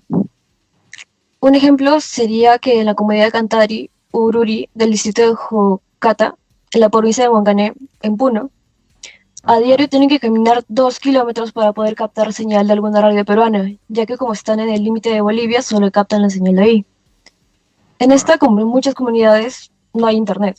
Los profesores realizan grandes esfuerzos para ir a casa por casa a referir los materiales. En efecto, las realidades son distintas, y parece que Vizcarra solo se centra en las zonas urbanizadas. Se olvida de las minorías. Muchos niños y niñas se han visto obligados a simplemente no estudiar, porque no tienen los recursos para llevar clases virtuales. Ningún gobierno, ni el actual, antes de la pandemia, se ha preocupado por este gran sector de la educación, de la población. Ahora en la pandemia vemos las acciones desesperadas del gobierno y los resultados son cientos de niños sin poder estudiar. Claro. Y bueno, Emi, ¿cómo viene encarando Piñera, el gobierno de Piñera, esta situación con la educación? Perdón, no te escuchamos. Ahí sí lo tenía apagado. Ahora sí, listo. Ahí estamos. El gobierno de Piñera viene con una línea totalmente mercantil, neoliberal, en el sentido de que quieren y buscan imponer una nueva normalidad constantemente, una normalidad para los empresarios, para, por ejemplo, seguir, por ejemplo, activar la economía en el país, poder activar lugares que no sean ni siquiera esenciales, ¿cachai?, de primera necesidad para la clase trabajadora, y en ese sentido no se ha quedado atrás en la educación. En la educación también Piñera ha tratado de instalar una nueva normalidad.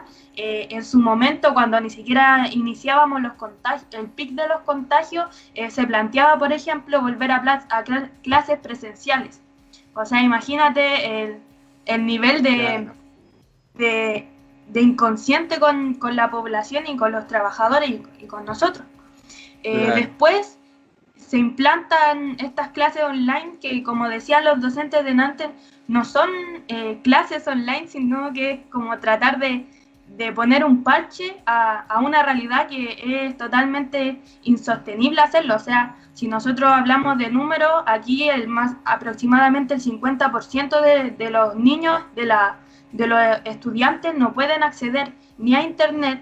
Y también hay otros factores, como por ejemplo son el ambiente en donde uno está estudiando, en donde muchas veces se vive violencia en las casas, en donde muchas veces se vive hacinado, en donde muchas veces hay solamente un computador, que el internet está inestable. Entonces, realmente más que una educación, ha sido una forma segregadora y individualista también de imponer que se rinda, porque tampoco educa. O sea, si uno le pregunta a los niños que tienen la suerte de tener clases online, de poder tener un apoyo en lo educativo, también ellos dicen que no se aprende nada, porque es claro, como decían los docentes antes, solamente mandar información, solamente mandar guías, tratar de pasar un contenido que en este momento no es totalmente o no es importante para nada. O sea, obviamente la gente busca mucho más saber cómo no contagiarse del virus, por ejemplo, que aprender matemáticas para un futuro incierto, más encima, porque eso también es otro factor, que la mayoría de las familias se encuentra en una incertidumbre terrible de no saber si vaya a llegar a fin de mes, de no saber si vas a tener comida, de no saber si un familiar tuyo se contagia porque tiene que seguir saliendo a trabajar. Entonces, bueno, es toda una mezcla de cosas que el gobierno ha tratado de hacer que estamos en un contexto normal. De hecho, mienten descaradamente con las cifras y también tratan de imponer esta educación de mercado que tanto se habló también por parte de la compañera, los compañeros que hablaron de antes, de que claro, que la educación tiene que ser una cuestión de rendición, pero ¿quién se preocupa de las condiciones realmente en las que están estudiando los alumnos, nuestros compañeros, en las condiciones laborales que se encuentran los apoderados de nuestros compañeros, en las condiciones de sobrecarga laboral también que están viviendo los profesores? Es una educación totalmente insuficiente ahora para la población y para las necesidades que estamos pasando realmente en esta pandemia. Bien, exactamente, precisamente para hablar un poco de cómo les afectan las condiciones laborales, lo que toca además en cuestión económica al país, a los estudiantes, les queríamos preguntar acerca de eso, ¿no? Empezando por Lorena, porque hoy vemos acá en Perú, pero en todos los países también viene reflejándose lo mismo, que gran parte de la población trabajadora o le bajaron el sueldo, los despidieron, o vivían del día a día y ya no tienen ingresos. Y bueno, esta situación toca a tantas familias que de hecho les afecta también a los estudiantes. ¿Cómo les viene afectando eso a ustedes? Adelante, Lori. Básicamente esto es como una cadena, porque si no hay ingresos, no hay alimentación. Si no hay alimentación, el estudiante no rinde como debería, y si no rinde como debería, tiene bajas notas. Así que esto nos perjudica tanto psicológicamente como de forma académica. Incluso nosotros vimos, Lorena, que hace poco salió una denuncia contra Secundaria Combativa por un boicot de una clase donde y vemos muchos videos que salen en redes sociales. Ustedes sacaron que esa denuncia era falsa, se trataba de una falsa acusación contra ustedes para estigmatizarlos también, ¿no? Pero en general muchas veces no se tratan de hackers, sino se tratan de los mismos estudiantes, y muchas veces se expresa un descontento de parte de los estudiantes que ya no saben qué hacer con la situación, se vuelve insostenible y canalizan la bronca, y esa bronca recae sobre los docentes que están llevando de repente la clase también con todas las dificultades que ellos tienen por su parte, pero expresa un descontento que es más profundo, ¿no? Que viene de la mano del descontento ya de un sistema educativo que los tenía de repente descontentos desde antes de la pandemia, y esto puede ser la gota que rebalsa el vaso, porque además tienen al profe ahí en la intimidad del hogar, tienen que de repente activar su cámara para estar presentes, si no, no cuenta como presente, o combinar esto con situaciones de la casa. Bueno, cuéntanos tú, Emi, ¿qué tienes como para agregar frente a esto, ¿no? Para contar frente a esta situación coyuntural más grande que nos afecta en el hogar a los estudiantes. Claro, o sea, los liceos, sobre todo la educación pública, ven directamente la precarización de los trabajadores. Por ejemplo, quienes son los que viven los despidos que estaba hablando de antes, compañero, quiénes son los que ven el hambre que se produce en las casas, quiénes son los que ven la decadencia de la educación, porque como dice claramente, antes de que existiera la pandemia, era normal, por ejemplo, ver en un liceo público cómo no existían enfermerías, cómo los baños también no están buenos, cómo se llovían los techos. En este momento todo eso se agudiza mucho más, o sea, es todo un sistema desigual que al momento de que llega la pandemia se vive en carne propia en los liceos y en los establecimientos públicos. Hoy en día el Piñera tiene un desastre total, la estrategia sanitaria del gobierno falló totalmente, o sea, al día de hoy nos encontramos con 154.000 contagios a 100 días de que se anunció la pandemia en Chile. Tenemos 2.648 muertos, y en un día murieron 173 personas, y para más remate nos dimos cuenta que están mintiendo descaradamente con las cifras. O sea, por ejemplo, vemos en un hospital, el Barros Luco, aquí en Santiago, en un puro día mueren 54 personas, y el gobierno nos está diciendo que a nivel nacional están muriendo 90 personas. Cuando nosotros estamos viendo que en un puro hospital mueren 54, ¿me entiendes? Entonces, esto afecta directamente a la educación, porque quienes nos atendemos en los hospitales públicos, en donde los mismos trabajadores, ni siquiera los trabajadores de la salud tienen para no contagiarse del virus, somos nosotros, los alumnos, son los apoderados de de los liceos públicos, y bueno, el nivel de desempleo, que también es una de las realidades que tienen que ver los docentes, que tienen que ver el problema de hambre en los liceos, ha llegado a un nivel que hace mucho tiempo, incluso en las crisis más grandes, no se había visto. O sea, estamos hablando de que hasta el momento de hoy, Piñera, con la ley que hizo, que es la ley de desprotección del empleo, porque según él es de protección del empleo, pero lo que hace esta ley realmente es hacer que los jefes lleguen a un acuerdo con el empleador, en donde en realidad ellos deciden cuáles son las condiciones en las que se va a encontrar el trabajador. Y en la mayoría de los casos lo que se hace es suspender la relación laboral y hacer que el mismo trabajador se pague de su mismo seguro de cesantía, o sea, de la plata que ha venido ahorrando. Claro, durante exactamente, su vida. eso también está pasando acá en Perú. Sí, entonces es terrible porque deja a la familia en una incertidumbre, ese sueldo va bajando cada vez más y es totalmente insuficiente, o sea, ni siquiera alcanza a ser el sueldo mínimo de repente. Entonces, con todo este contexto, y más encima que estamos hablando de que hasta el momento hay 2 millones de personas despedidas y hay 3 millones de personas que estaban trabajando en condición informal en Chile, estamos hablando de casi 4 millones de personas que en este momento se encuentran directamente sin ingresos.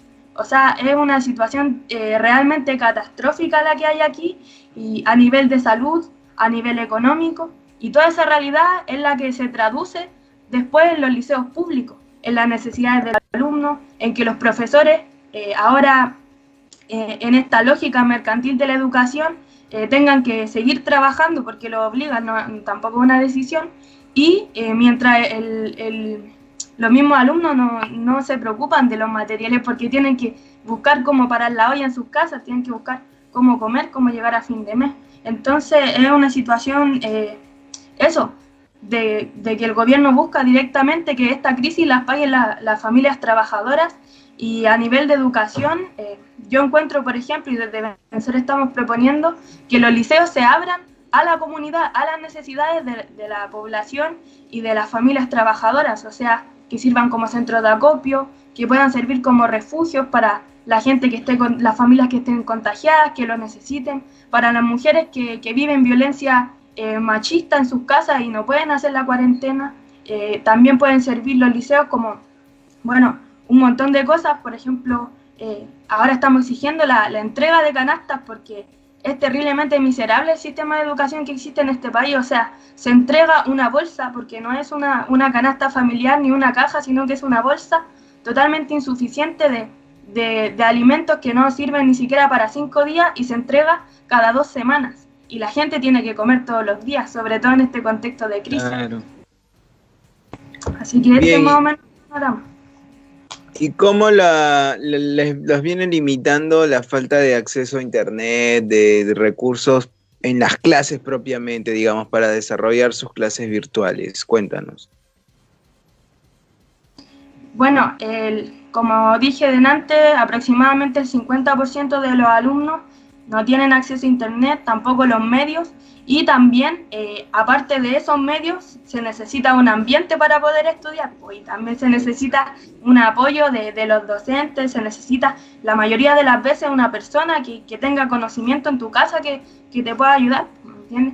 Entonces, como han venido funcionando objetivamente las clases online, han venido siendo para quienes tienen todas estas condiciones que son muy difíciles de cumplir para la mayoría de los alumnos.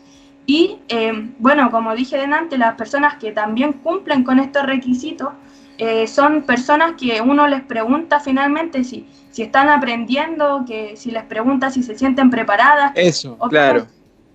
Como si, obviamente, la educación virtual tampoco puede reemplazar la educación presencial. Entonces, realmente los estudiantes no vienen sintiendo que aprovechan las materias, que pueden, digamos, los limita, además de los recursos técnicos, también la forma en sí misma, ¿no?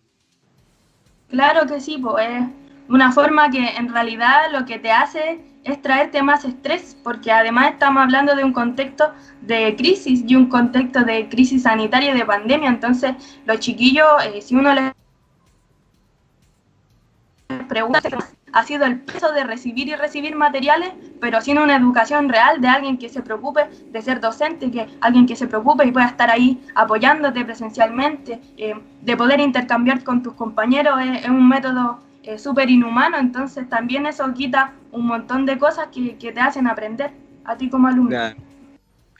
Lorena, cuéntanos cómo es tu experiencia con esto, con los límites que te trae de repente el tener que afrontar las clases de manera virtual, ¿no? O las limitaciones técnicas, ¿cómo te afectan?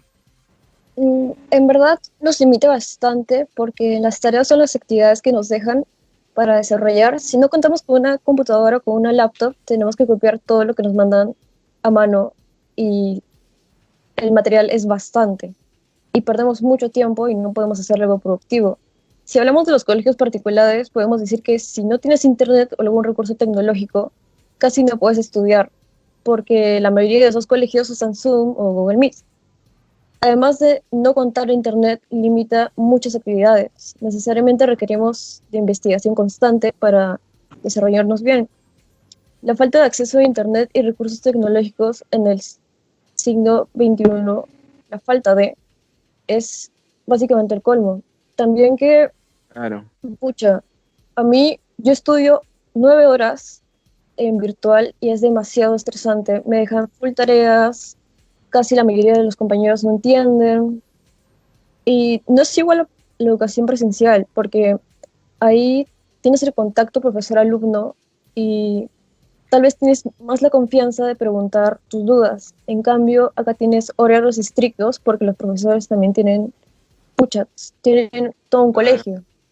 Claro. Entonces, es algo frustrante, por lo menos para mí, para la mayoría de mis compañeros. Sabemos que es un privilegio poder estudiar a distancia, pero es muy frustrante no poder rendir como deberíamos. Claro. Porque Bien. además Sí, además del colegio tenemos otras actividades o tal vez citas médicas y no se nos acomoda el horario. Entonces eso se vuelve más estresante. Y si estamos encerrados en nuestras casas, porque pues el distanciamiento social y no tenemos contacto con nuestros compañeros como normalmente lo tendríamos, generamos más estrés y podemos desarrollar, como dijo una compañera anteriormente, cuadros de depresión o mucha ansiedad. Exactamente. Bueno, justo quería hablar un poco de esto, Lorena. Mira, o sea, el hecho de estar en casa, tener que combinar además toda esta responsabilidad, todo este trabajo y esta carga de tareas que se está viniendo con las clases virtuales, con la convivencia doméstica, de repente no poder contar con un espacio, como mencionaba Emi, un espacio que sea diferente a la casa, a la vida familiar, ¿no? Para estudiar. Incluso vemos estudiantes que dependen de sus familiares para poder estudiar, que recae mucho la responsabilidad en los adultos de la casa, de repente, ya sea o porque los chicos son menores o porque están en colegios privados y les dejan muchísimos trabajos para compensar, digamos, el tema de lo presencial. Y además, para ustedes también es toda una complicación combinar estas dos cosas, como para los docentes, que muchos docentes también tienen los mismos problemas, o muchos docentes tienen a la familia, o que cuidar de repente a otra persona, a un hijo, hija o adulto mayor. ¿Cómo es la experiencia de ustedes, las estudiantes, en esta situación de llevar el estudio a la casa? Algunos Dale. estudiantes convivimos con situaciones de vulnerabilidad, tal vez convivimos con nuestros agresores y eso es algo que obviamente nos perjudica tanto emocionalmente como académicamente. Claro. Muy aparte de esto, estudiar en casa no es lo mismo que estudiar en el colegio. Evidentemente ahí tienes un espacio donde puedes consultar a una persona que tiene mucha experiencia y está educada para esto. En cambio, si tú estás acá en casa, por ejemplo, yo tengo que despertarme temprano, tengo que cocinar, tengo que hacer la casa y a la par tengo que estar estudiando y los horarios que yo tengo, por ejemplo, se me complican mucho. Claro. Y me imagino que para los niños más pequeños, estar con sus padres, o sea, los padres estarían haciendo el papel de profesores. Y de estudiantes al mismo tiempo, porque se tienen que hacer todos los trabajos junto a ellos, ¿no? Y se cargan, además o su teletrabajo o del trabajo doméstico, también del trabajo escolar. Claro, porque hay que recordar que los niños de inicial son los que recién se están formando y se supone que la gran tarea son de los profesores, de poder estimular sus sentidos y todo eso. Me parece que también es muy estresante para los padres sí. Y podría tener una gran consecuencia si no se desarrolla como debe. Claro que sí. Bueno, y Emi, ¿tú qué tienes que contarnos con respecto a esto? Ya habías mencionado un par de cosas. Como dijo la compañera Lore, es verdad, la vida familiar con las responsabilidades que uno tiene en la casa, combinarla con los horarios. Bueno, en mi caso, yo en mi liceo no se hacen clases como tal porque la mayoría de los alumnos no pueden, simplemente. Entonces se mandan Directamente no están pudiendo. Directamente no se puede porque no tienen los medios, no hay computadores ni internet y en este momento no es la prioridad tampoco de los chiquillos, o sea, ni siquiera responden los grupos de WhatsApp porque claramente están buscando más en un tono de supervivencia, de poder pasar la pandemia. Pero igual tengo amigos y compañeros que tienen las clases online y generalmente les pasa lo mismo que le pasa a Lore, o sea, que tienen que compatibilizar las tareas de la casa, cuidar a sus hermanos chicos, cuidar a sus sobrinos muchas veces, cocinar, porque los papás a todo esto siguen trabajando, pues ya sea desde el hogar o saliendo a la calle directamente a buscarse la plata. Entonces es una modalidad que en realidad, porque para los resultados que tiene, que después yo no sé cómo se siente Lore igual al respecto, si está aprendiendo o no, pero lo que a mí me han dicho es que realmente tampoco vale tanto la pena este estrés y esta sobrecarga académica que se le está dando a los chiquillos, pues entonces al final no va a ser tan provechoso y es, claro, porque sí, uno está estudiando para más bien pasar el año, no está estudiando para aprender.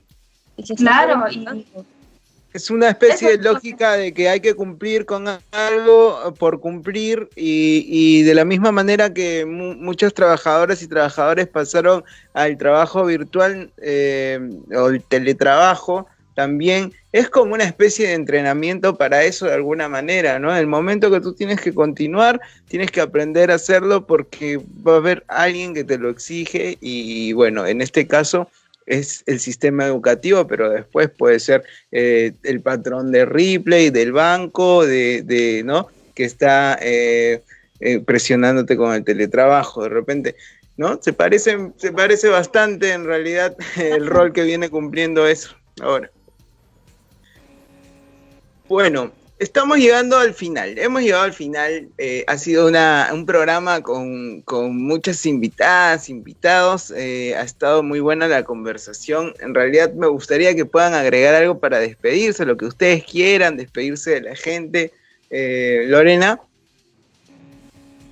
Yo creo que a pesar de todo, lo más mínimo hay que tratar de aprovecharlo, de aprender, porque recordemos que el poder del Estado, del opresor, siempre está en nuestra ignorancia y nosotros podemos combatirla por medio de la educación. Muy bien. Muchas gracias, Lorena, por acompañarnos el día de hoy. Emi. Bueno, quiero agradecer que se haga este programa, lo encuentro muy importante para saber las condiciones en las que está cada país y sobre todo ahora con la temática estudiantil que no se queda fuera de todo lo que viene pasando con las familias trabajadoras.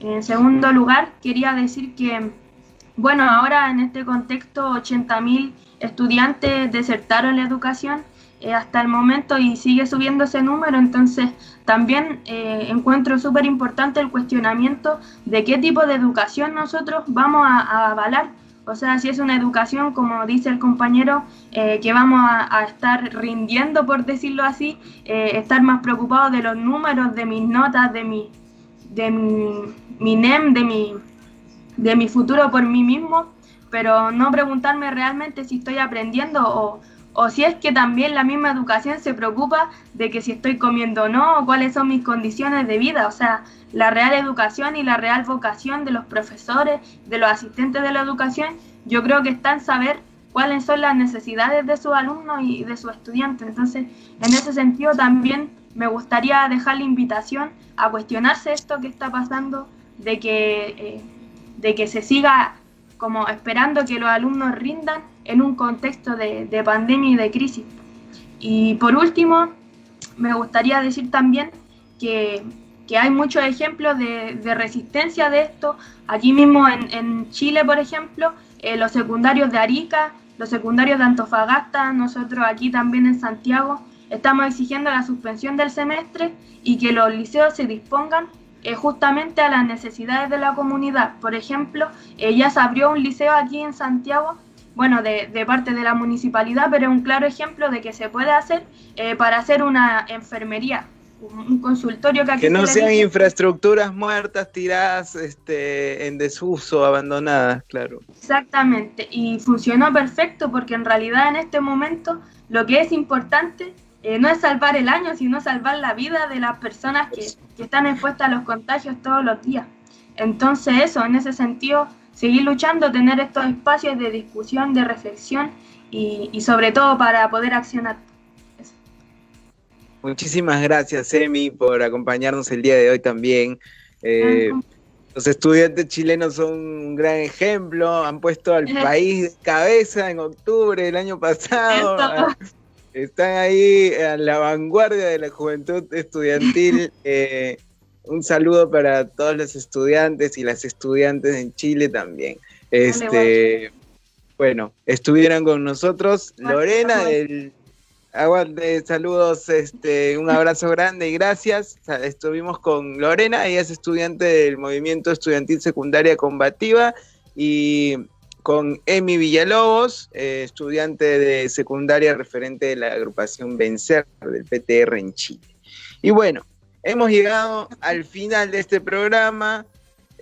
Antes de cerrar, quisiera contarles, anunciar un contenido cultural que me pasaron. Es una obra, es una temporada de una obra que va a estrenar el 20 vía Zoom, el sábado 20 de junio y el domingo 21. La obra se llama Cuero Negro y quería hablar de esta obra precisamente porque trata también un poco del tema de la educación. Ocurre durante una clase virtual y bueno, se habla de filosofía, del rol de la valoración del trabajo de los docentes también.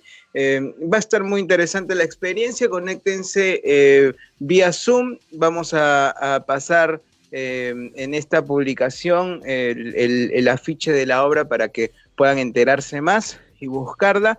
Se llama Cuero Negro, escrita y dirigida por Yamil Usuriaga y actuada, interpretada por Carlos Arata.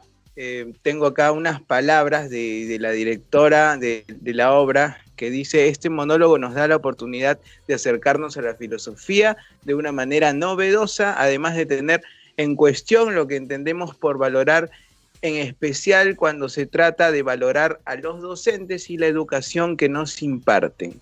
Este cuestionamiento termina extendiéndose así también a la arte, a la cultura, ámbitos que han recibido polémicas críticas en la coyuntura actual. Así que están todas invitadas, invitados, y quienes quieran pasarnos contenido cultural de obras, exposiciones, etcétera, pueden compartirnos, escribirnos a La Izquierda Diario. Bueno, conmigo será hasta la próxima semana. No se olviden, antes de queremos anunciar que tenemos un programa que se nos viene el domingo, un programa de la clase trabajadora, dirigido y hecho por trabajadores. Así que el domingo a las 5 de la tarde, La Izquierda Diario van a lanzar un nuevo programa El programa se llama, acá lo tengo, Mundo Obrero, ¿no? Y es un programa para dar la voz de las y los trabajadores, para contar lo que los grandes medios de comunicación callan. Bueno, los entrevistados son trabajadores, los entrevistadores también son trabajadores, los conductores, va a estar muy interesante, se van a enterar mucho, además, por nuestras páginas, y bueno, gracias por acompañarnos una vez más. Visiten laizquierdadiario.pe y infórmense por Izquierda. Gracias, conmigo será hasta la próxima semana. Cuídense.